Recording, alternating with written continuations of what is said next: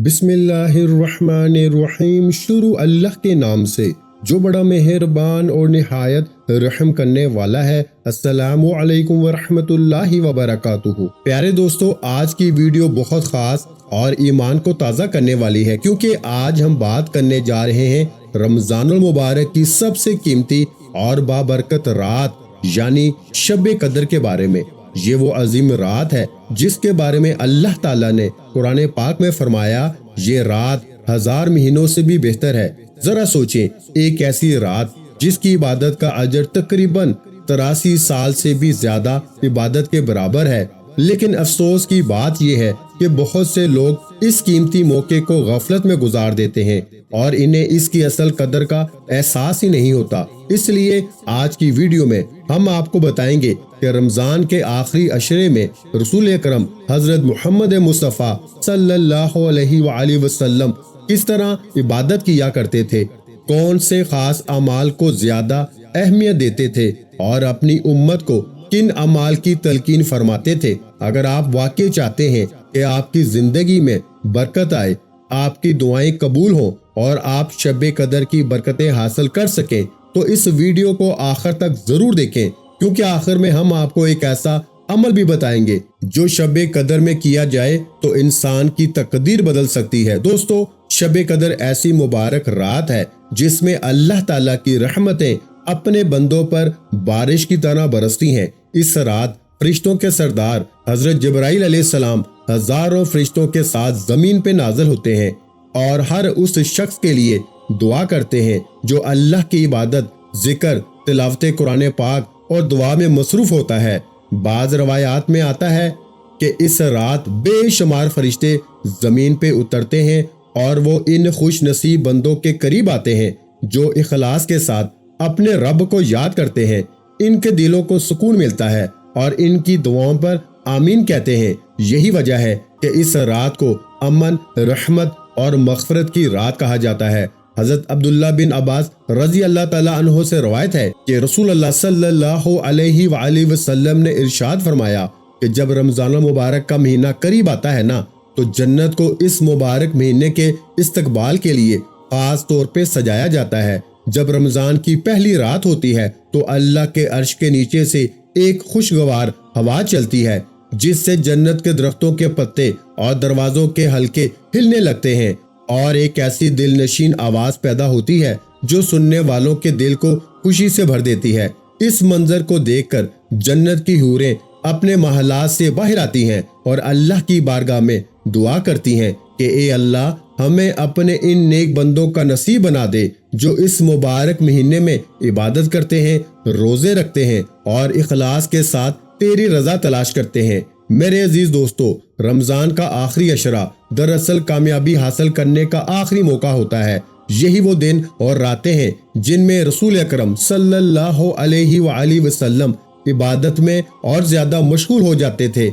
आप सल्लल्लाहु अलैहि वसल्लम रातों को जागते, अपने घर वालों को भी जगाते और अल्लाह के हजूर गिड़गिड़ा के दुआएं करते थे। इससे हमें ये सबक मिलता है कि अगर हम वाकई शब कदर को पाना चाहते हैं तो हमें भी आखिरी अशरे में अपनी इबादत को बढ़ाना होगा। तिलावत कुरान पाक, जिक्र इलाही, इस्तगफार और दरूद शरीफ का एहतमाम करना होगा। अगर आप चाहते हैं कि अल्लाह ताला आपके गुनाहों को माफ कर दे, आपकी मुश्किलात आसान हो जाएं और आपकी दुआएं कबूल हो जाएं, तो आज ही नियत करें कि रमजान के आखिरी अशरे की हर रात को कीमती समझकर इबादत करेंगे, क्योंकि हो सकता है इन्हीं रातों में से कोई एक रात शब कदर की हो और वही रात आपकी जिंदगी को हमेशा के लिए बदल दे। आज की रात से हजरत मोहम्मद मुस्तफ़ा सल्लल्लाहु अलैहि वसल्लम की उम्मत के रोजेदारों के लिए जन्नत के दरवाजे खोल दिए गए हैं। इसके बाद हजरत मोहम्मद मुस्तफ़ा सल्लल्लाहु अलैहि वसल्लम ने फरमाया कि अल्लाह ताला फरमाते हैं कि जन्नत के दरवाजे खोल दो, ऐ मालिक, अहमद की उम्मत के रोजेदारों पर जहन्नम के दरवाजे बंद कर दो। ऐ जिब्राइल, जमीन पे जाओ और सारे सरकश शैतानों को कैद कर दो और इनके गलों में तोक डाल के इन्हें दरिया में फेंक दो, ताकि वो मेरे महबूब मोहम्मद मुस्तफ़ा सल्लल्लाहु अलैहि वसल्लम की उम्मत के रोजों को खराब न कर सके। हजरत मोहम्मद मुस्तफ़ा सल्लल्लाहु अलैहि वसल्लम ने इरशाद फरमाया, اللہ تعالیٰ رمضان کی ہر رات میں ایک منادی پکارنے والے کو حکم فرماتے ہیں کہ وہ 3 بار یہ آواز لگائے، کیا کوئی مانگنے والا ہے جسے میں عطا کروں؟ کیا کوئی توبہ کرنے والا ہے کہ میں اس کی توبہ قبول کروں؟ کیا کوئی مغفرت چاہنے والا ہے کہ میں اس کی مغفرت کروں؟ کون ہے جو بے نیاز اللہ کو قرض دے، ایسا بے نیاز جو محتاج نہیں، اور ایسا پورا پورا ادا کرنے والا جو ذرا بھی کمی نہیں کرتا؟ پھر حضور اکرم صلی اللہ علیہ وآلہ وسلم نے فرمایا، حق تعالی شانو رمضان شریف میں روزانہ افطار کے وقت ایسے 10 لاکھ آدمیوں کو جہنم سے خلاصی عطا فرماتے ہیں جو جہنم کے مستحق ہو چکے ہوتے ہیں۔ اور جب رمضان کا آخری دن ہوتا ہے نا، تو اللہ تعالیٰ ایک رمضان سے آخر رمضان تک جہنم سے آزاد کیے گئے لوگوں کے برابر لوگوں کو اس ایک دن میں جہنم سے آزاد فرماتے ہیں۔ اور جس رات شب قدر ہوتی ہے نا، تو اللہ تعالیٰ حضرت جبرائیل علیہ السلام کو حکم فرماتے ہیں، وہ فرشتوں کی ایک بڑی فوج کے ساتھ زمین پہ اترتے ہیں۔ ان کے ساتھ ایک سبز جھنڈا ہوتا ہے جس سے وہ کعبے پر نصب دیتے ہیں، اور حضرت جبرائیل علیہ السلام کے 100 بازو ہیں، جن میں سے 2 بازو وہ صرف اسی رات میں کھولتے ہیں۔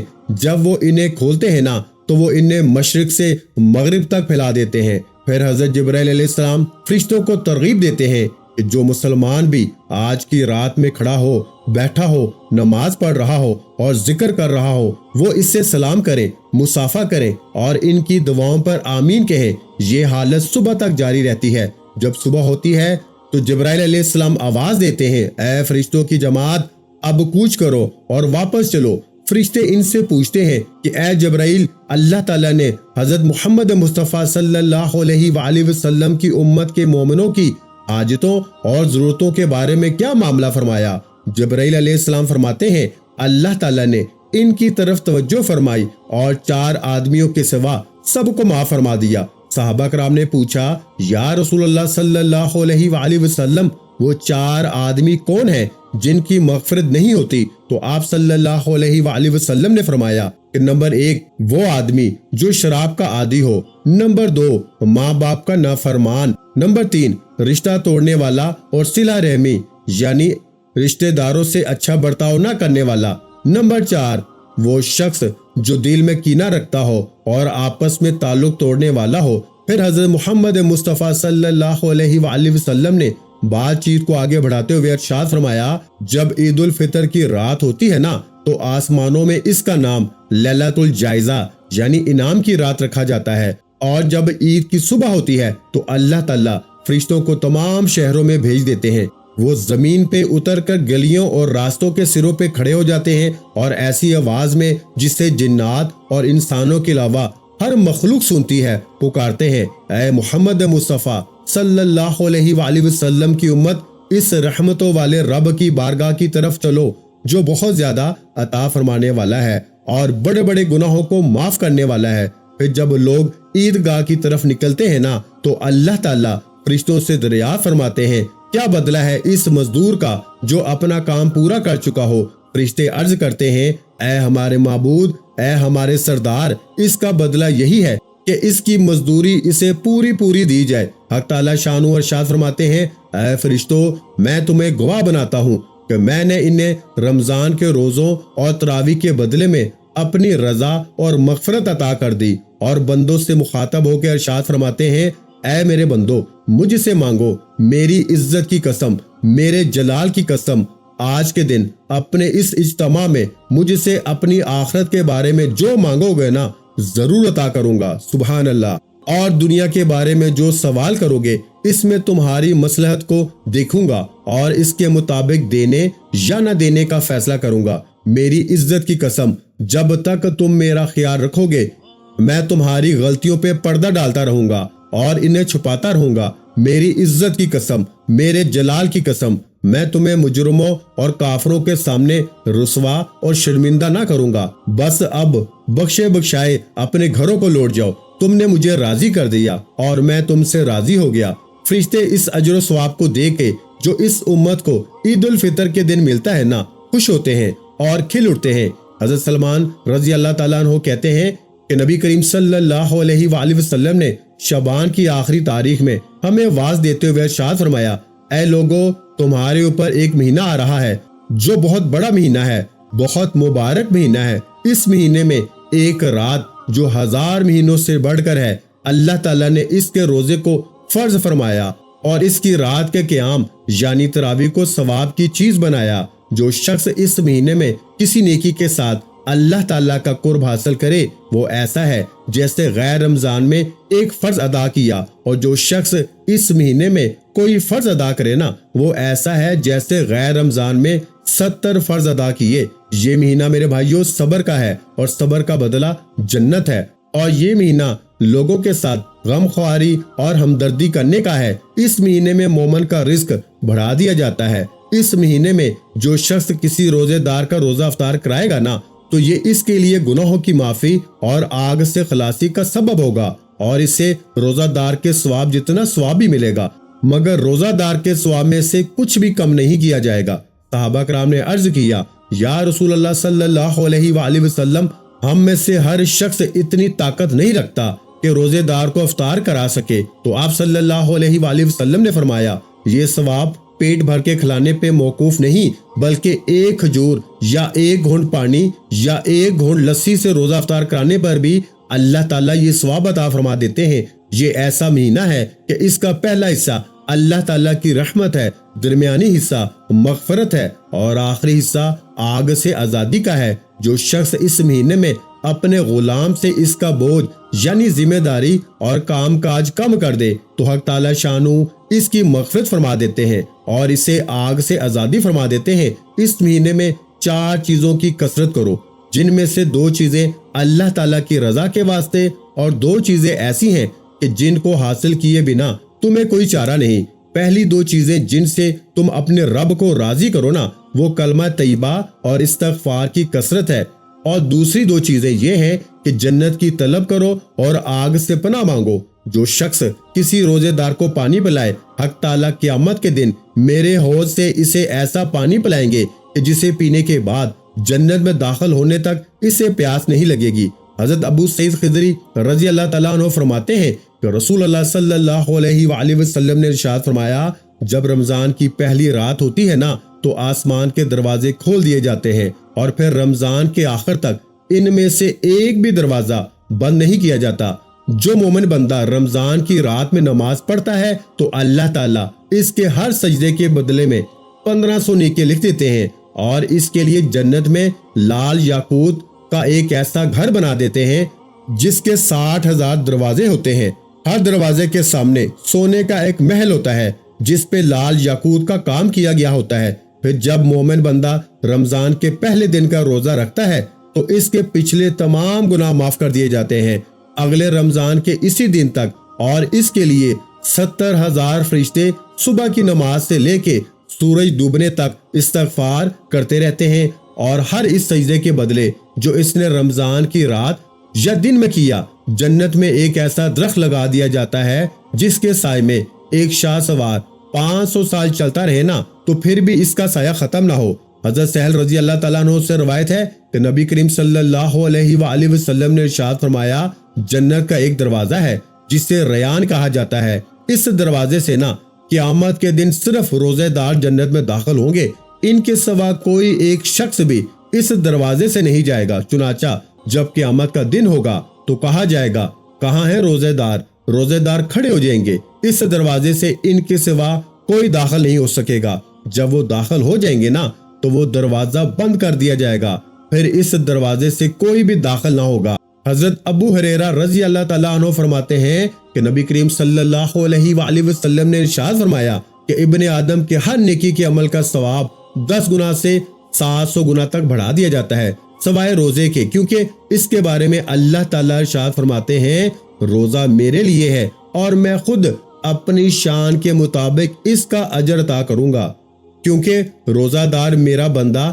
میری خاطر اپنی خواہش اور کھانے پینے کو چھوڑ دیتا ہے۔ روزہ دار کے لیے 2 خوشیاں ہیں، ایک خوشی افطار کے وقت، دوسری خوشی اس وقت جب وہ اپنے پروردگار سے ملاقات کرے گا، اور روزے دار کے منہ کی بو اللہ کے نزدیک مشک کی خوشبو سے بھی زیادہ پاکیزہ ہے۔ حضرت ابو ہریرہ رضی اللہ تعالیٰ عنہ سے روایت ہے کہ رسول اللہ صلی اللہ علیہ وآلہ وسلم نے ارشاد فرمایا، روزہ ڈھال ہے، اس لیے جب تم میں سے کوئی روزے سے ہو نا تو بے حیائی والا کام نہ کرے اور نہ ہی کوئی جہالت کا کام کرے، اور اگر کوئی شخص اس سے جھگڑا یا اسے برا بھلا کہے تو وہ جواب میں 2 بار یوں کہے، میں روزے سے ہوں، میں روزے سے ہوں، قسم اس ذات کی جس کے قبضہ میں میری جان ہے، روزے دار کے منہ کی بدبو اللہ تعالیٰ کو مشک کی خوشبو سے بھی زیادہ پسند ہے۔ اللہ تعالیٰ روزے دار کے بارے میں ارشاد فرماتے ہیں، اس نے اپنا کھانا پینا اور اپنی خواہش کو میری خاطر چھوڑ دیا، روزہ میرے لیے ہے اور میں خود اس کا بدلہ دوں گا، اور ایک نیکی کا ثواب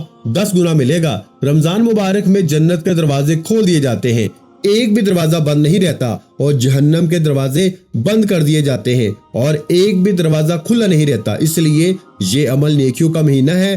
شریعت نے کچھ ایسے عمل بتائے ہیں جو صرف اسی مہینے میں کیے جا سکتے ہیں، اور کچھ ایسے عمل بتائے ہیں جن کا ثواب اس مہینے میں بڑھا دیا جاتا ہے۔ قرآن اور سنت میں رمضان مبارک کے جو عمل بتائے گئے ہیں نا، ان کی ایک فہرست حاضر ہے۔ نمبر 1، روزہ، یہ سب سے اہم عمل اور فرض ہے اور بہت بڑی شان والا فریضہ ہے، یہی اس مہینے کا اصل اور بنیادی عمل ہے۔ نمبر 2، جہاد فی سبیل اللہ، اس مہینے میں غزوہ بدر اور غزوہ فتح مکہ ہوئے، اس کی فضیلت کا اندازہ خود لگا لیں۔ نمبر 3، رات کا قیام، عبادت، تراویح اور تہجد۔ نمبر 4، صدقہ، روایت میں آتا ہے کہ افضل صدقہ رمضان ہے، یعنی سب سے افضل صدقہ رمضان مبارک کا صدقہ ہے۔ نمبر 5، تلاوت رمضان، یعنی قرآن مجید کا یہ مہینہ ہے، اسی مہینے میں سبھی آسمانی کتابیں اتاری گئیں، اسی مہینے میں قرآن مجید خوب کھلتا ہے اور اس کی تلاوت کی خاص اہمیت ہوتی ہے۔